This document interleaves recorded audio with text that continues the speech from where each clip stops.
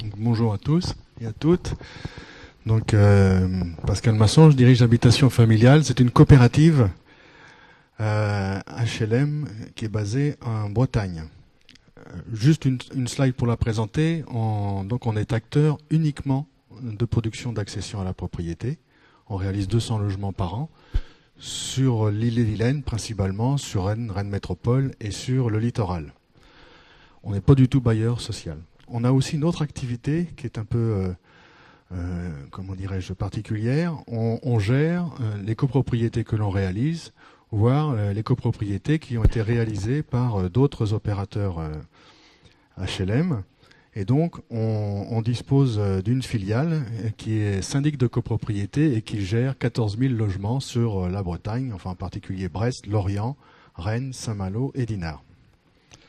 C'est un petit peu en écho à ce que vient de dire Christian, c'est que ce qu'on souhaite, c'est produire de l'accession à la propriété, de l'accession abordable, et accompagner les gens très longtemps dans leur parcours de copropriétaire finalement. On vient de rénover une copropriété que l'on avait livrée en 74 de 80 logements, où on leur a proposé de densifier cette copropriété en construisant sur le toit d'un premier niveau. Ils ont eu peur que le ciel leur tombe sur la tête, donc on a construit à côté de l'immeuble, ce qui a permis de favoriser le financement et de prendre cette décision importante, parce que les chiffres de rénovation sont les mêmes que partout.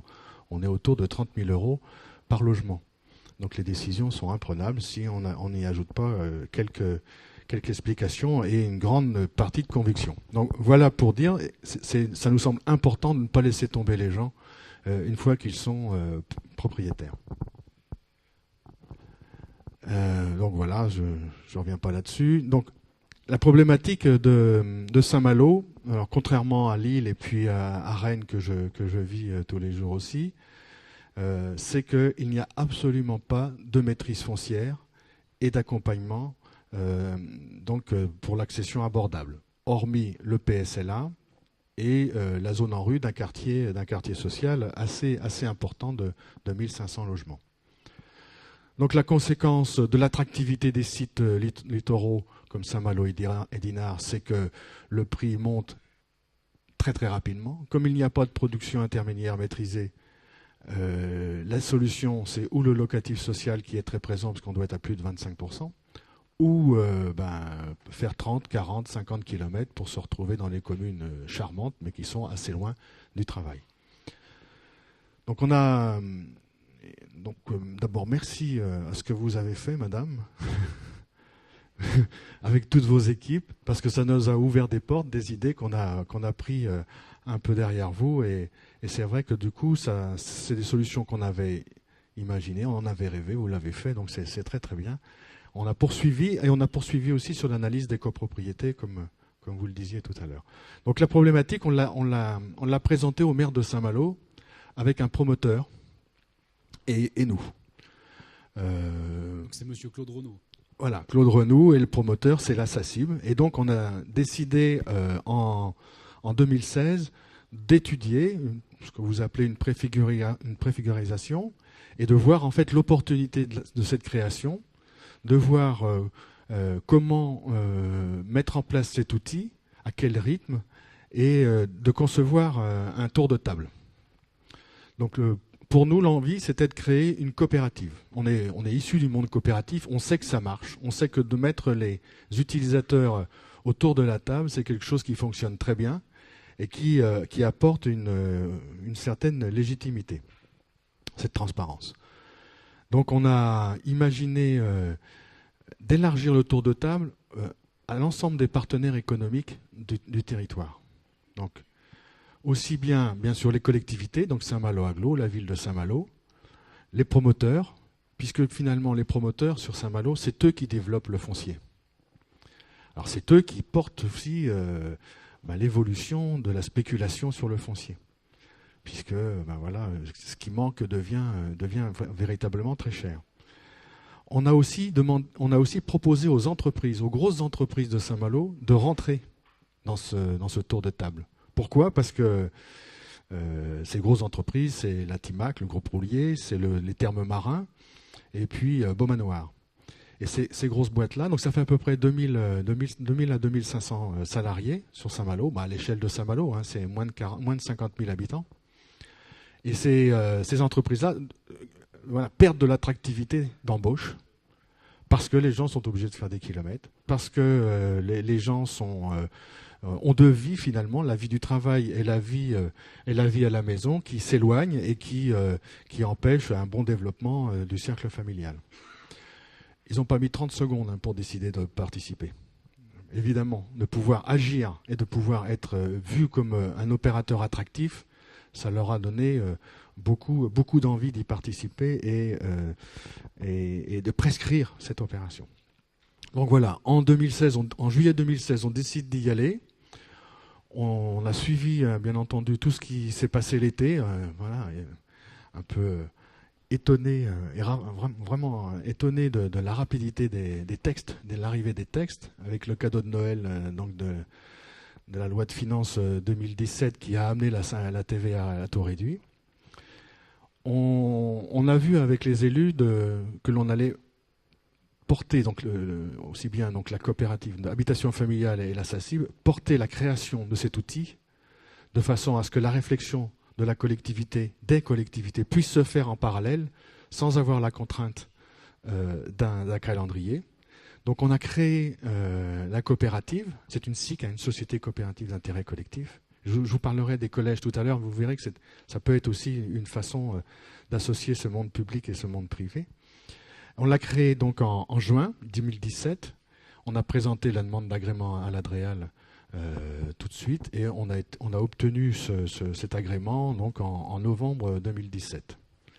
L'outil, on a continué à faire des simulations, à travailler avec les opérateurs, enfin les opérateurs privés, donc les promoteurs, pour voir comment on pouvait intégrer ces opérations en mixité, pour voir comment on pouvait organiser la copropriété, organiser la mixité, et toutes les complexités des opérations urbaines et en diffus, du coup, puisque très peu sont réalisées en ZAC, ou contrairement à ce qu'on peut faire à Rennes, où toutes les opérations maîtrisées sont en ZAC.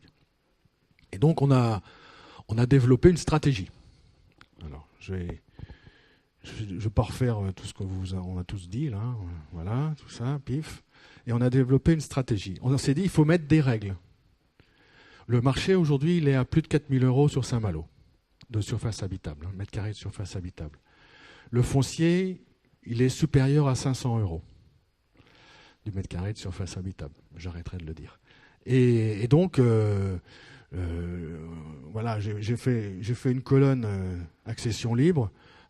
Dans ce contexte-là, voilà, un bilan arrive à un prix de vente, et on m'a dit que j'étais pas cher, à 3 200 €. Effectivement, on est beaucoup plus cher, même de façon diffuse, sans être face à la mer. Et donc voilà, on arrive à des choses que nos acquéreurs habituels, donc ceux en dessous des ressources PSLA, mais voire même ceux en dessous des ressources PLS, ne peuvent pas affronter. Il y a des opérations de PLSLA. Il y a environ 20 logements PSLA sont livrés chaque année entre les opérateurs, par les opérateurs sociaux. Donc ça ne fait pas beaucoup. Enfin, les opérations, c'est 20 logements, pardon. Hein. Ça ne fait pas beaucoup. Et la collectivité, enfin, l'ambition, c'est d'en avoir au moins une centaine par an. Et quand on voit ce qu'on est capable de faire donc avec l'OFS, on voit tout de suite que cela, à la fois, va plus vite et se rend opérationnel, se rend attractif immédiatement. Donc on n'est pas de foncier, on a donc un prix de vente à 2100 € et une charge mensuelle de 715 €, y compris la charge de copropriété. Ce que je veux dire là, c'est que on a fixé à travers cette analyse-là, simple, hein, qui est complètement hors sol, si on peut dire, on a fixé nos règles. On a ambitionné le foncier en dessous de 400 €. On l'a même récemment amendé en se disant, le foncier, l'OFS l'achètera 80% de la valeur du marché autour de l'opération. Donc c'est une règle comme une autre, c'est aussi une règle qui va faciliter le développement, puisque si l'effort est trop important côté promoteur privé, ça ne fonctionnera pas. C'est ce qu'on voit avec la production du PSLA. Pascal, vous pensez que cette grille est duplicable et applicable à d'autres territoires hors littoral? Ah non, non. Pour moi, je ne vous l'ai pas dit tout de suite, mais pour moi, l'OFS, c'est un OFS de territoire. C'est un outil qu'on fabrique face à des besoins et en face aussi d'une politique, d'un PLH. Un outil souple, en fait, adaptable en fonction des enjeux du territoire. Mais vraiment, le travail là, il s'est fait avec la collectivité. Il pourra s'étendre avec la collectivité d'en face qui s'appelle Dinard. Mais on est vraiment sur un territoire avec la même histoire. On peut pas se dire je vais en faire un bout à Vannes qui est dans la Bretagne Sud. C'est pas l'idée. L'idée, c'est vraiment une discussion avec la collectivité. Donc ces règles-là étant bâties, on a pu commencer à travailler et à regarder. Voilà, donc ça, bien évidemment, dans le financement des acquéreurs, ça marche très très bien. Ce que l'on voit aussi, c'est que finalement, on ne regardera plus la solvabilité de l'acquéreur uniquement du côté du financement bancaire, mais on le regardera aussi avec le financement et sa redevance. Hein, la redevance, vous l'avez vu, je ne vous l'ai pas montré, mais on est autour d'1 euro du mètre carré par mois. Bon, un T3, 60 mètres carrés, 63 mètres carrés, 63 euros. C'est pas rien non plus. Hein, c'est l'équivalent des charges d'ailleurs. C'est pas rien non plus, donc il faut faire attention parce que ça pourrait monter, hein, ça pourrait, voilà, et donc du coup la solvabilité elle doit être attentive avec ce nouveau regard. Tout à l'heure vous disiez madame que vous n'aviez pas mis beaucoup de fonctionnement à l'intérieur de ça. Ben, c'est pareil, si on met du fonctionnement, si on le fait grossir, ben, il faudra rajouter ça au financement de l'achat du terrain pour couvrir l'ensemble des frais puisque on doit trouver quand même un équilibre. Donc l'ambition là c'est pareil, il n'y a personne. Il n'y a personne, aucun salarié, aucun permanent dans l'OFS. C'est le tour de table qui va amener les prestations. D'accord. Par contre, ce qui peut être duplicable ou reproductible, c'est l'adhésion des employeurs et le soutien à ce dispositif. Alors, je vais y arriver. Donc là, c'est quoi les missions de l'OFS? C'est le développement, c'est-à-dire c'est de regarder comment on va pouvoir trouver de nouvelles opérations, à quel endroit, avec qui, organiser cette production, la programmer, faire en sorte qu'elle soit toujours dans le même contexte. Le bail, finalement, ça va être le cahier des charges qu'on va donner à l'opérateur pour pouvoir faire cette production, c'est-à-dire les typologies, c'est-à-dire qui on veut servir. Enfin, voilà, c'est un peu le cahier des charges. La gestion, eh bien, ça va être la gestion des prêts, ça va être la gestion du recouvrement des redevances. Elles seront portées par un membre du tour de table. Et puis les reventes, pareil. Et là, tout à l'heure, on a dit qu'il nous fallait des partenaires formés, les notaires, les banquiers. Donc ça, c'est fait. Il nous faut aussi des agences immobilières qui y croient. Bon, ça, c'est compliqué. On l'a vécu avec le PSLA. C'est des choses compliquées. Donc, Habitation Familiale en profite de son activité d'agence immobilière. On est aussi transactionnaire, administrateur de biens et transactionnaire. Donc, on s'occupera de toutes les reventes, si les gens le souhaitent, hein, mais de toutes les reventes pour qu'il y ait une attractivité aussi portée par l'opérateur de revente. C'est anecdotique, mais dès que c'est compliqué, les reventes sont compliquées. Hein. Enfin, très très clairement, aussi bien, je vais dire des gros mots, mais aussi bien du côté des banquiers que des notaires, que des agences, il faut commencer par là. On va au plus simple et à la fois c'est bien normal. Alors, par rapport à la gouvernance, donc on a d'abord un collège, donc c'est une coopérative, donc une SIC avec 5 collèges, voilà. À chaque collège, on donne un poids dans l'Assemblée générale des associés, donc voilà, maximum 50%, minimum 0. Et cette Assemblée générale d'associés va élire des administrateurs qu'on leur trouvera à prendre les décisions d'agrément de terrain ou de dossiers de clients. Donc, premier collège, le collège des fondateurs qui a permis de créer la structure. Donc là, c'est la ville de Saint-Malo, Habitation Familiale et la SACIB. Habitation Familiale, donc la coopérative que je dirige. Ensuite, on y a mis d'autres collectivités et les bailleurs sociaux, les offices. Donc voilà, le collège D, hein, qui va donc accueillir la ville de Dinard, l'OPH et Saint-Malo Agglo. Ensuite, on a mis les utilisateurs. Et là, c'est très très important. Je vous le disais tout à l'heure, ça fait partie de notre ADN. Et vraiment, là, c'est quelque chose de très important. Alors, l'utilisateur, ils sont deux, en fait. Ils sont il y aura tous les acquéreurs qui vont signer le BRS, mais comme on est en immeuble collectif, le premier BRS, c'est d'abord l'opérateur, c'est-à-dire le promoteur de l'opération. Donc, chaque promoteur rentrera en tant qu'utilisateur dans ce collège. Alors, il y en aura bien sûr bien moins que d'utilisateurs, enfin c'est tout le mal qu'il faut qu'on se souhaite.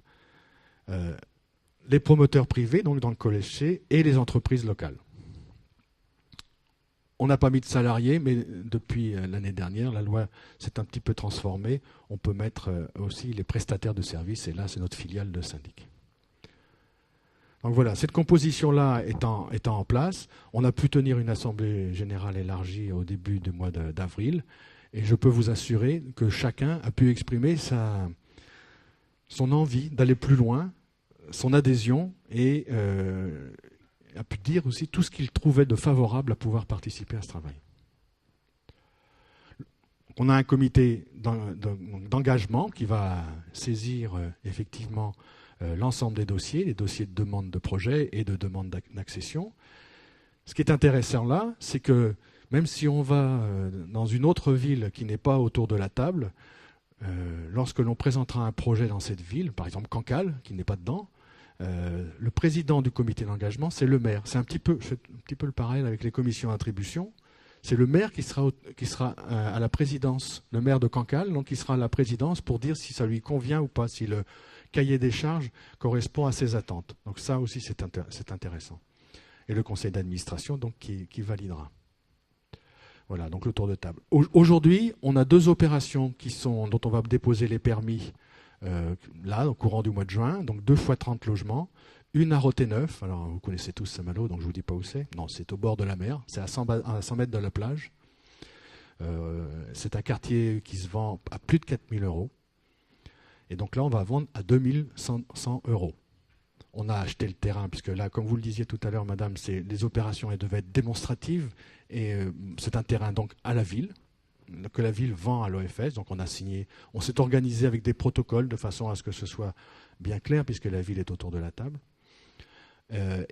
L'opération de 30 logements, pour des logements familiaux, c'est bien le besoin de la ville qui a été exprimé là, des grands logements, et non pas faire des logements d'investisseurs bien bourrés dans une opération.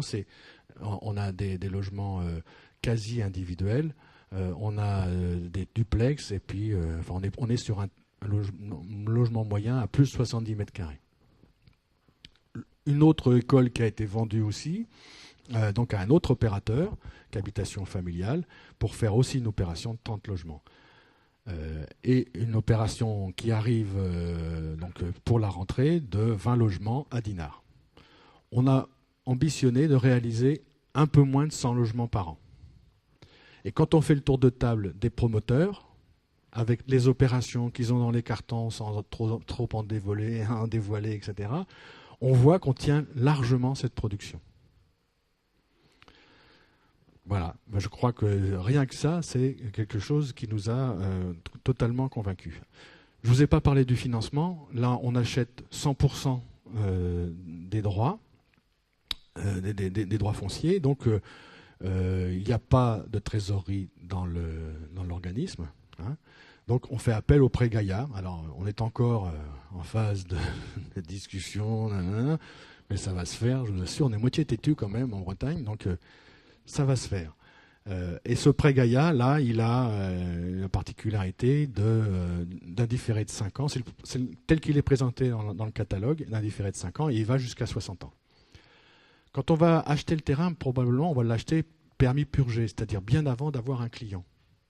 Donc il va y avoir entre cette phase d'achat et la phase d'arrivée des clients, il va y avoir quand même à rembourser le prêt. Donc on va avoir une phase de 2 ou 3 ans où il faudra que l'OFS rembourse le prêt.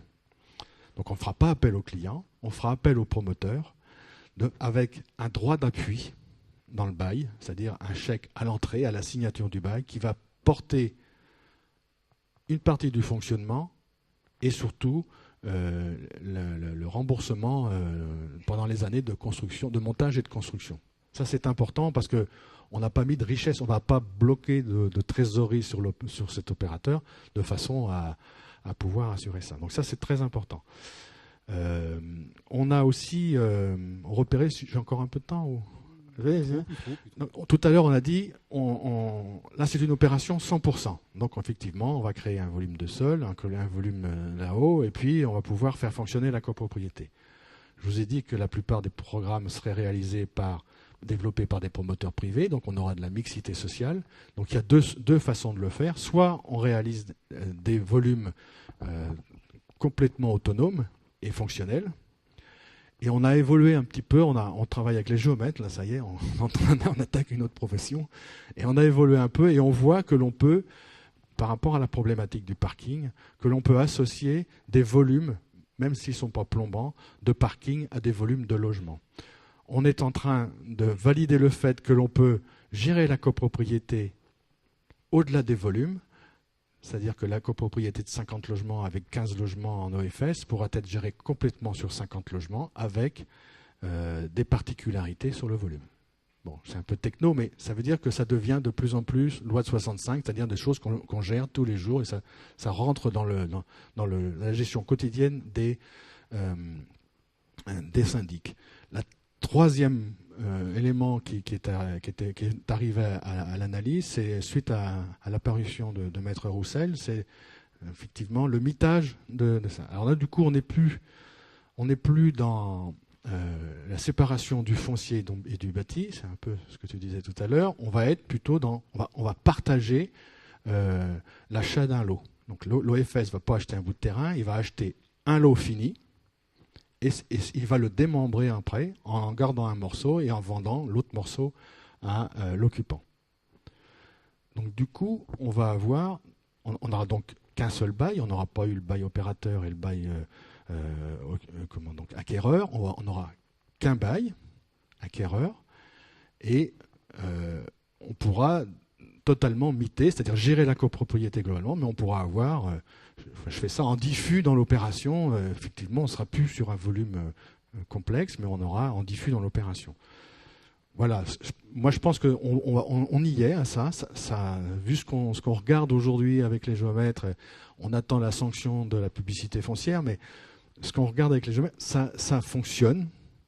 Donc ça rentre du coup dans une simplification assez extraordinaire.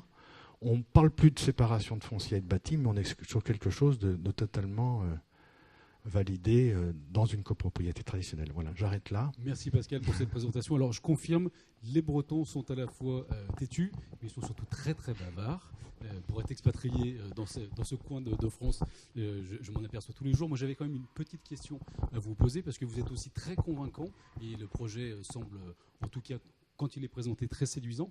Vous en êtes où de vos approches ou des développements avec les communes hors Saint-Malo? Ça accroche? Alors, donc là, voilà, Saint-Malo, le littoral, c'est prégnant parce que le foncier est vraiment spéculatif et s'il n'y a pas d'outils comme ça, on ne peut rien produire.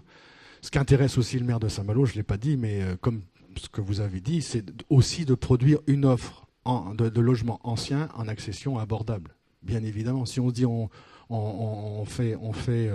a des 10% de mutation dans le parc, 10 ans, voilà, enfin mettons, on est à 400 logements, ça fait tout de suite 40 logements par an qui vont arriver rapidement dans l'offre.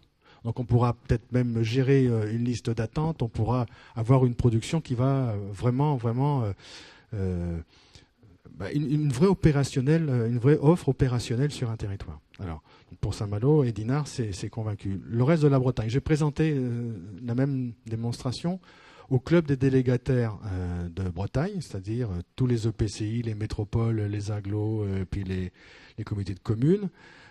Et il y a des territoires comme le golfe du Morbihan qui sont très à l'entente de ça, parce que même le PSLA devient impossible à faire par rapport à l'effort que puisse faire la collectivité, et puis on arrive à revendre ça sur 5 ou 6 ans. Enfin, je veux dire, tout est faisable. Et donc, du coup, ils ont arrêté de faire du PSLA. Donc là, ils vont reprendre des choses. Les îles, Bréa, on va aller voir les gens de la DDTM du Côte d'Armor pour Bréa, parce que c'est intouchable. Donc, on ne peut plus vivre chez soi. Donc, c'est vraiment complexe. Et puis, il y a d'autres îles. Et puis, je pense aussi sur des centres-villes qui n'ont pas un marché de la promotion très très importante, mais sur des centres-villes où ponctuellement il peut y avoir vraiment des problématiques de reconquête de quartiers. On est dans les villes de la reconstruction qui sont un peu usées et que là aussi, il faudra faire des choses pour porter une nouvelle offre à cet endroit-là. Donc je pense qu'il y a vraiment des attentes. Moi, j'imagine aussi pouvoir porter ça pour rénover les copropriétés. Ça pourrait être un appui aussi de façon à faciliter la décision. Enfin, je crois que c'est un outil qui a beaucoup d'avenir. Vous nous encouragez à suivre ce qui se passe en Bretagne et on le fera mais partout en France. Très gros intérêt. J'en profite pour passer la parole.